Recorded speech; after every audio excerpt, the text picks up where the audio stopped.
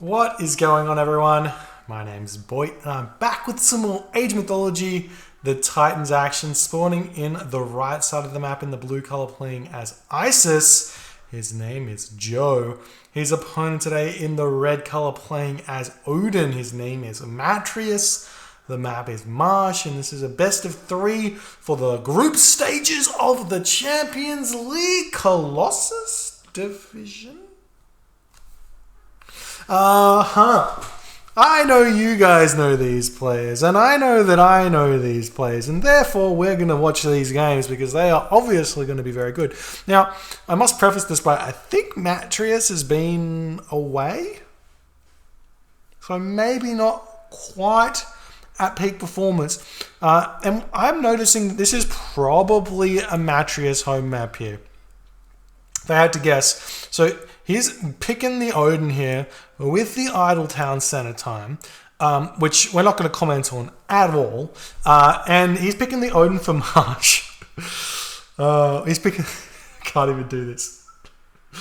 Okay, he's picking the Odin on Marsh because he feels like Norse has a very strong chance of taking down the Egyptian players on Marsh, as opposed to Poseidon, whose chance of taking down an Egyptian player on any map may not be as high as the Odin on Marsh. And if we know anything about Matreiuss' history, before he was a Poseidon one-trick, he was actually a very, very strong Norse player and decided that playing Norse was too hard and he wanted to win games, so he decided to pick Poseidon up.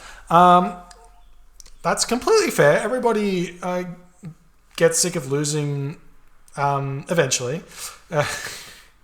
So he can definitely play these Norse gods. So we'll see what he can come up with. Now, we have a Joe here doing something that we actually haven't seen him do very much in this tournament. He's picking the Isis on a map which isn't Anatolia, going for Marsh. And if I'm not mistaken, this build order here is his standard Anubis build order, and we're going to be seeing some Anubites, which are really hard to deal with as Odin. But what we're seeing from Matreiuss is he's leaving his deer alive in the back over here, and going to be eating them a little bit later when Joe's pushing him off with those Anubites, which is a really smart move because you can move back here, it has really strong line of sight around here. You can leave a Herso back here, and when the Anubites move in, you just move the Herso on top of his villagers. When it runs in, you alt test your villagers, and the Herso gets a couple of hits, has to run away, heal, and it's good. And such is life. Now, we have some relics on the map that have already been picked up by Joe, grabbing the Wedget Eye and the Odin's Wand. If there's any relics that Joe's going to be happy to see, any combination of relics that Joe's going to be happy to see, it's these two. Odin's Wand, making the already cheap Anubis upgrades in the temple even cheaper.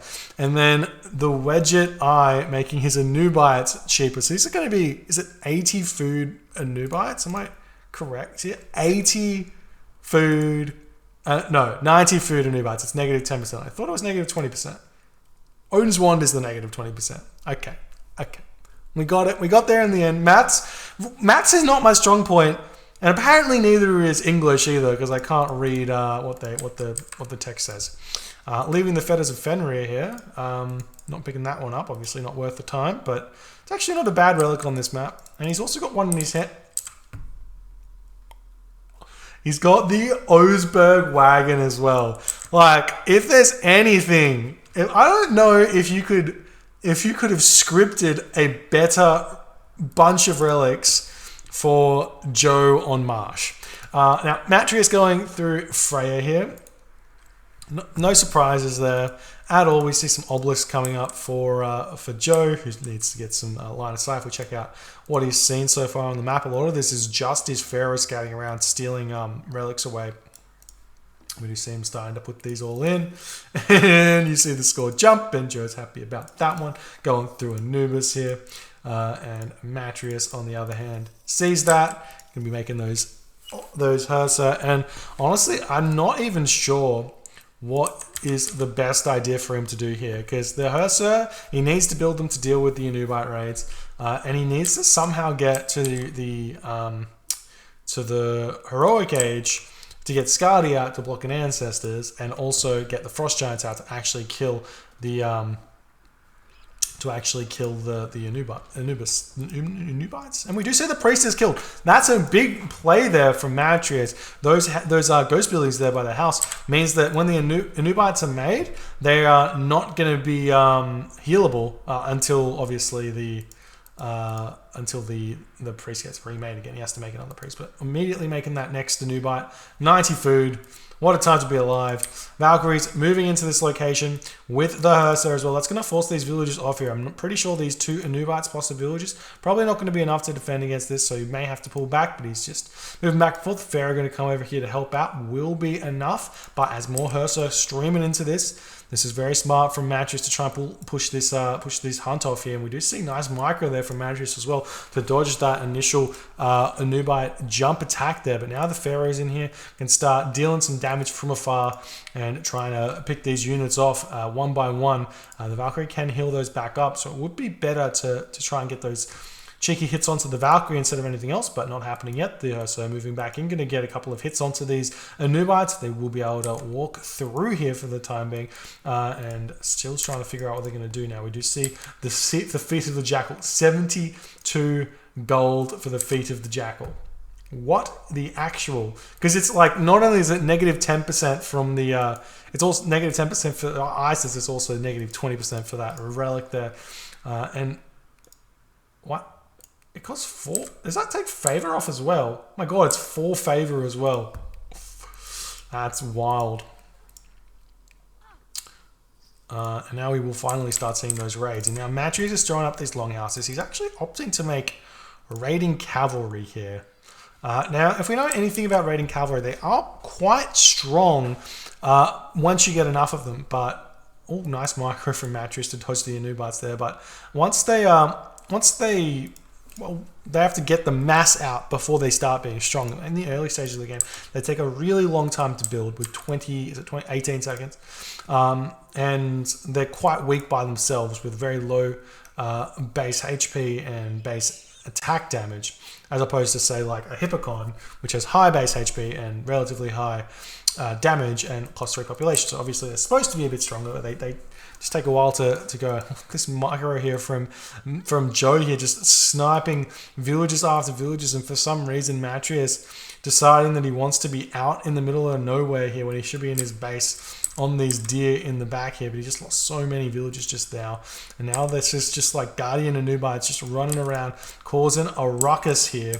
And has he got that other upgrade? He's also got Necropolis here, 130 gold, 4 favor. It's just, my god, we are seeing this town center going up, but the Anubite's going to try and sneak through here. They can actually jump over this wall onto the hippopotamus here and get into the base. So this wall actually does nothing here with those hippopotamus here, but Joe has to decide to do that, or he's actually just going to jump over onto the Valkyries, get some damage done before he retreats off and then tries to find some villager pickoffs. There are these dwarves on here.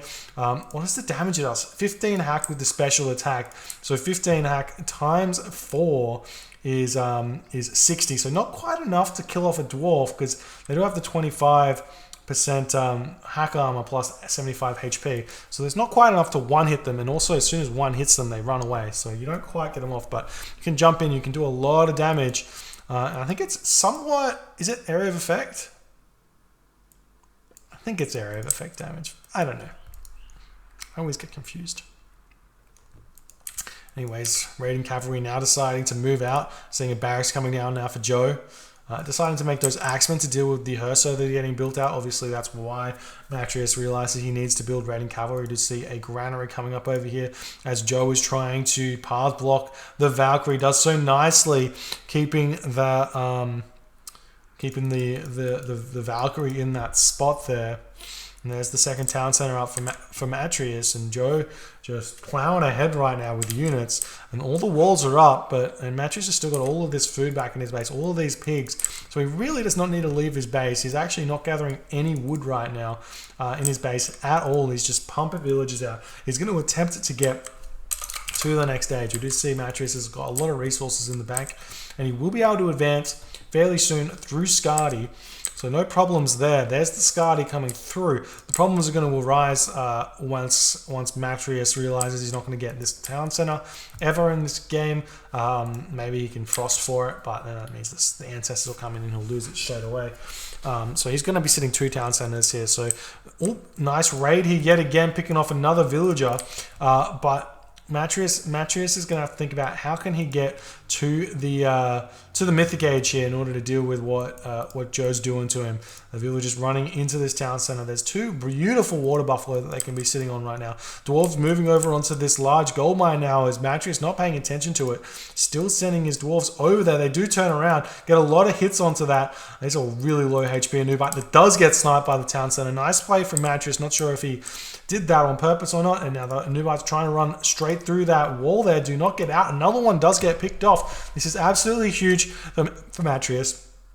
Every single one of these Anubite pickoffs means he can do quite a lot more. There's the Skadi coming through, and the Anubites are going to be trying to break through with the army here. Break through. There's nice jumping. Does snipe a villager there with those 2 Anubites. The frost comes down though, and he hits everything. So the walls stay down, and the Hursa are going to be coming in to surround this. But now we see Plague of Serpents, Locust coming in here from Joe, not opting to go through Ancestors, and the Plague of Serpents. I can't even speak, it's so disgusting. The Plague of Serpents path block the villagers, and the Locust completely destroys them. That was so many dwarves right there. And Joey's just so far in front, and we see him putting down a forward Migdol.